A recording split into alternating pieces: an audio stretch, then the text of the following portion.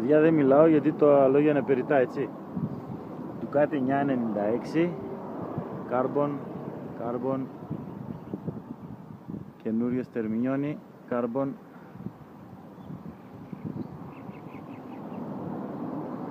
Θα το βάλουμε να τα ακούσετε κιόλας, αν και πιστεύω ότι ξέρετε πως ακούγεται ένα Ducati.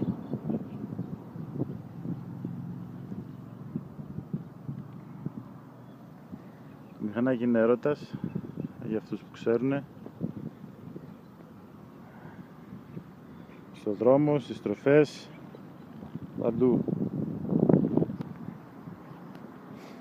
Κάνω ένα βιντεάκι γιατί δεν υπάρχει κανένας στην Ελλάδα να έχει κάνει κάποιο βίντεο ανάλογο. Έψαχνα να βρω. Τα μηχανάκια αυτά είναι ιδιαίτερα.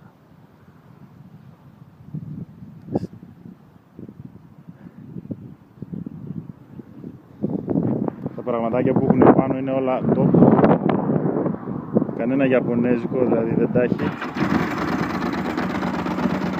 Ο ήχος είναι ιδιαίτερος. Οι εξατμίσεις είναι με σιγαστήρα. Θα τον βγάλω, θα κάνω άλλο βίντεο με βγαλμένο του σιγαστήρα. Βλέπετε είναι καινούργιες.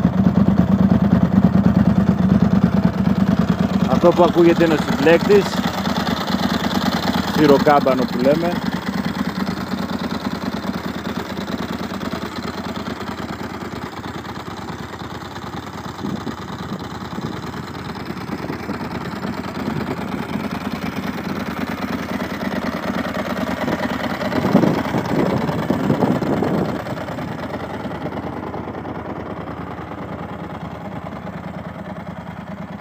Αυτό είναι το μηχανάκι.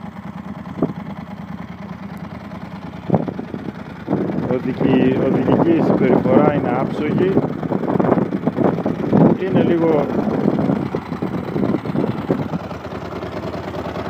Είναι λίγο σκληρό μετά από ιαπωνέζικο που είχα. Είναι λίγο σκληρό. Είναι σαν να είναι ένα γυμνασμένο τερατάκι. Είναι μικρό, σκληρό και αγαπάει πολύ τις στροφές. Εγώ δεν είμαι και τόσο οδηγάρα για να μπορέσω να το ευχαριστηθώ, αλλά ευχαριστιέμαι ό,τι μπορώ. Είναι το καλύτερο μηχανάκι που είχα μέχρι σήμερα.